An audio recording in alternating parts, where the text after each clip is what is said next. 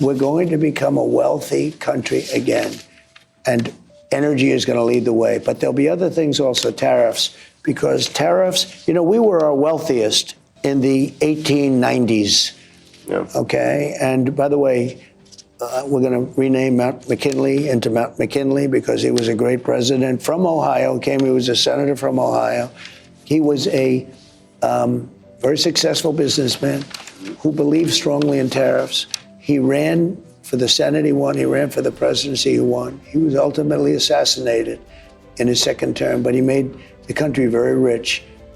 Welcome back to my channel, Historical USA. I am historian Lisa Weekland, and it's Friday, so that means we are doing a deep dive into a fun fact history video.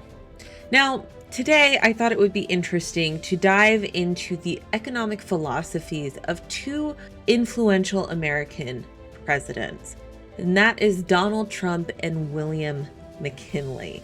Now, it seems as though President Trump is drawing a lot of his inspiration and many of his economic philosophy from one of his favorite presidents, William McKinley. Now, McKinley is probably best known for being one of 4 presidents to be assassinated while in office. But there was definitely more to McKinley than just being a president assassinated.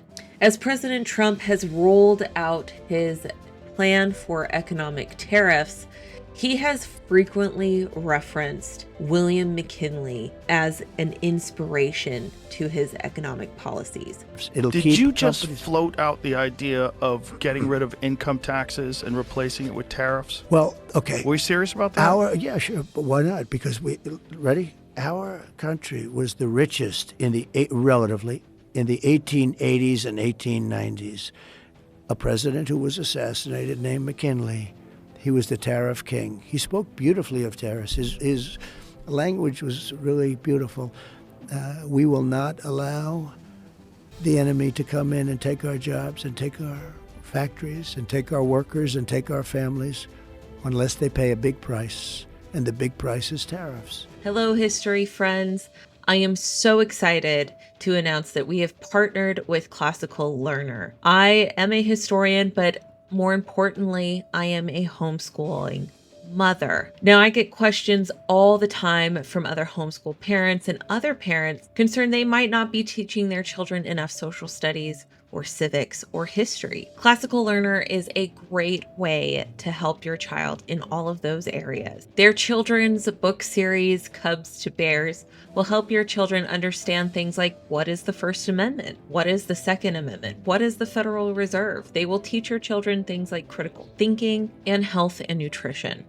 One thing that I'm really excited is they are also now rolling out historical works. Their first is George Washington by Ferdinand Schmidt that was originally published in 1911. Now, this book tells the story of George Washington from his upbringing to his ambitions to his ascension as the father of a new nation. It provides a really unique insight into the grievances of the American colonists and the issues they had with England and the culture that made 1776 possible. This is part of Classical Learner's mission to take lost, unpolitically correct history and make it available to the public. And you can get 10% off of any of these products when you use the coupon code Historical USA. You can visit the link down below in the description bar if you are interested in taking a look at some of their children's books and some of these great historical works. Now back to the video. So in this video, we will explore these presidents, what their vision for the economy is, how they aim to boost the American economy, and the key differences and similarities between their approaches. We'll also discuss how Trump plans to use tariffs and what are the risks and potential short and long-term effects of implementing said tariffs. So let's get started. Now, William McKinley was the 25th president of the United States, and he served from 1897 to 1901. His economic philosophy was really centered around protectionism and economic nationalism. In fact, McKinley was also known as the Napoleon of protection. He believed in high tariffs to protect American industries from foreign competition. The Tariff Act of 1890, more commonly known as the McKinley Tariff, was legislation passed by Congress under the leadership of Congressman William McKinley, who at the time was the chairman of the House Ways and Means Committee. Now, the act significantly raised tariffs to nearly 50%.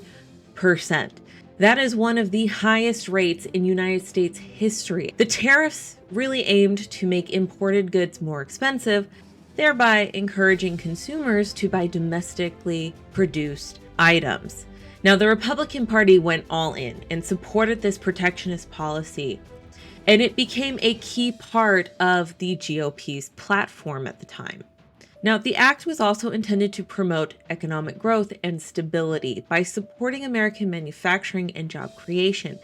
However, it was met with significant opposition, particularly from consumers who faced higher prices for goods, and it became a major issue in the 1890 congressional election, leading to a Democratic landslide. And I'm not joking about that. It was definitely a Democratic landslide, with the Republican seat count reduced nearly in half, from 171 seats down to just 88. Republicans lost their majority in the House. Grover Cleveland, another president, the first actually to serve 2 non-consecutive terms, soundly defeated Benjamin Harrison in the 1892 presidential contest. Democratic power dominated in D.C. Not only did they win back the presidency and the House, they also took the Senate. Legislatures then began writing fresh tariff laws, and the Wilson-Gorman tariff passed in 1894, thereby reducing U.S. tariff averages. Now, the McKinley tariff was also received horribly overseas. As an example, protectionists in the British Empire used it to support retaliatory tariffs and imperial trade preferences. McKinley himself lost his congressional seat by a narrow 300-vote margin. For many other politicians, this kind of political misstep, like having your name attached to the McKinley tariff, would have ended their political career. McKinley, though, successfully ran and won as governor of Ohio, and he would eventually win the presidency. By now, I am sure that many of you are thinking, if the McKinley tariff led to a huge loss for the Republican Party and caused huge economic hardship for the country, why the hell would President Trump look to him as a standard for economic prosperity in America? Well, as McKinley once said, in the time of darkest defeat, victory may be nearest. See, McKinley learned from his mistakes in Congress with the McKinley tariff, and it seems that Trump has taken note. In the words of President McKinley, who is the tariff king, the protective system invokes the highest law of nature, that a self-preservation, and that is self-preservation. There is every reason founded in justice why the American producer should in every way be favored against a foreign producer whose products compete with his. This is our natural market. We have made it. We have made it an enormous cost, capital, and exertion. And think of this. And we did that through exertion and brain and muscle and guts and stamina. Now, under President William McKinley's tenure from 1897 to 1901, the United States experienced significant economic growth. Now, here are some key aspects of the economy during McKinley's presidency that it seems as though Trump is seeking to emulate in some way. As I always say, history doesn't necessarily repeat itself, but it does often rhyme. So let's see if you can see history in rhyme here. Now, economic prosperity. This period in American history under the McKinley presidency is often referred to as McKinley prosperity, marked by steady economic growth, lower unemployment rates, and increased industrial production. The very same goals that Trump has espoused for his presidency. I will immediately begin the overhaul of our trade system to protect American workers and families. Instead of taxing our citizens to enrich other countries, we will tariff and tax foreign countries to enrich our citizens. The gold standard. McKinley was big on this. In 1900, McKinley actually signed the Gold Standard Act, which established gold as the only standard for redeeming paper money, stabilizing the currency and boosting investor confidence. President Trump has expressed positive views about the gold standard in the past. During his first term, he actually suggested that it would be wonderful to bring back. Some of his advisors, like Judy Shelton, also supported the idea. Now that Trump is back in office for his second term, there is renewed speculation about whether he might pursue this policy again. Bringing back the gold standard would be very hard to do, but boy, would it be wonderful. We'd have a standard on which to base our money. Industrial growth. The United States saw a surge in industrial activities with significant growth in manufacturing and related sectors under the McKinley administration. Now, there was notable industrial growth during President Trump's first term.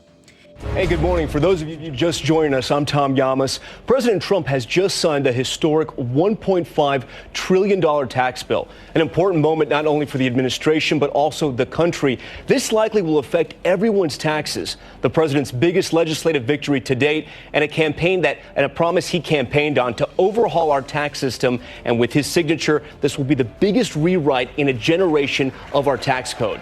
His administration implemented policies that aim to boost manufacturing and industrial activities. For instance, the Tax Cut and Job Acts provided significant tax relief to businesses, which encouraged investment in industrial sectors. Additionally, regulatory reforms and new trade agreements like the United States-Mexico-Canada Agreement, the USMCA, helped create a more favorable environment for manufacturing. However, it is important to note that while there were gains during Trump's first term, the overall impact has been mixed. Some industries benefited more than others, and there were challenges such as trade tensions and the economic fallout from the COVID-19 pandemic. But with Trump announcing over $1 trillion in foreign investments in the United States this first week into his second term, it looks as though industrial growth is at the top of Trump's economic agenda. Now, under the McKinley administration, you had the Spanish-American War.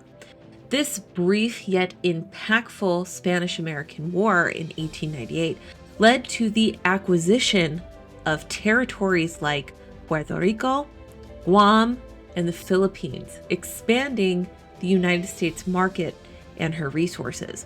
And it looks as though Trump is seeking to make territorial acquisitions of his own.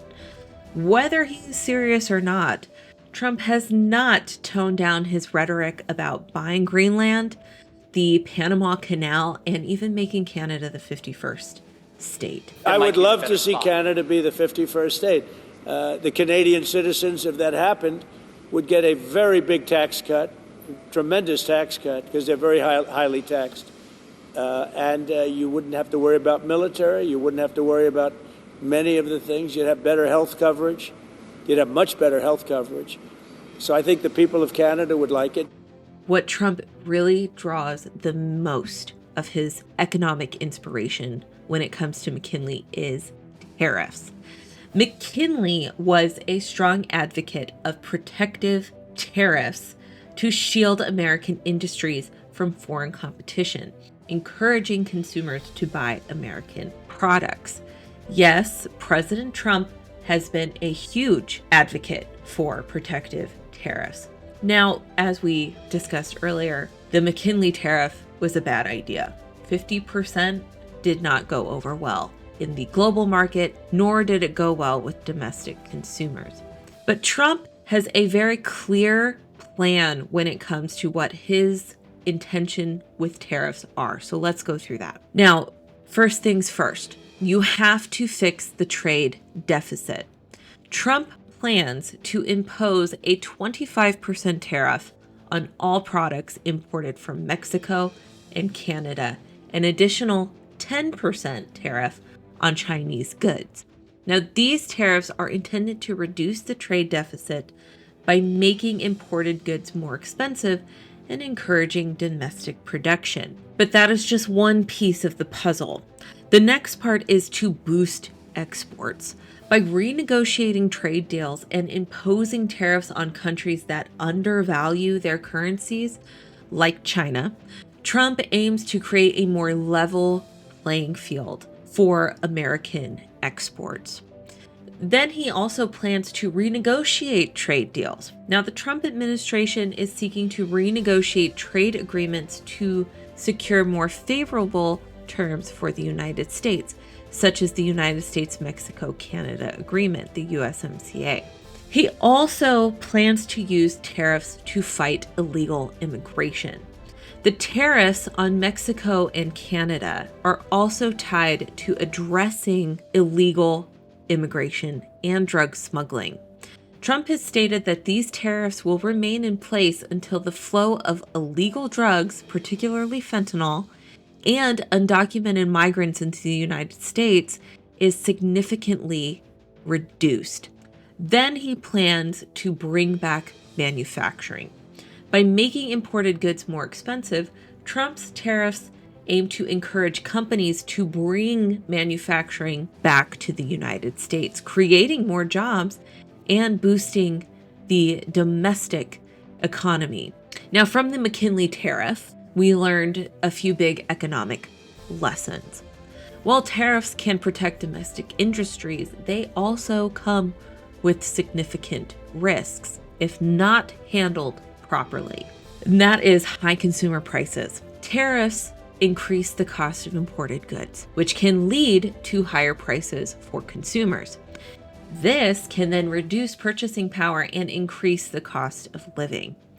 You also run the risk of retaliatory tariffs, much like what the British did to the United States in 1890. Other countries can respond with their own tariffs on American goods, leading to trade wars that can hurt exporters and disrupt the global supply chains. You also run the risk of inflation, something that America is already dealing with. Tariffs can also cause economic uncertainty.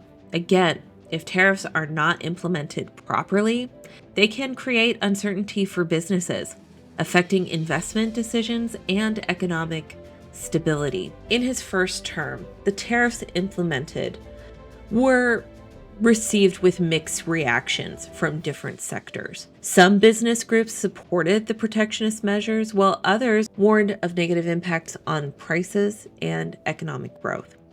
Trump's use of tariffs in his first term demonstrate the complexities and challenges of implementing protectionist trade policies in a globalized economy. Now, the long-term effects of these tariffs continue to be debated, with some arguing that they protected American industries, while others point to the increased cost and trade tensions as significant drawbacks. Thank you guys so much for watching. I hope that you enjoyed this video. Please don't forget to give it a thumbs up. That really helps me in the algorithm.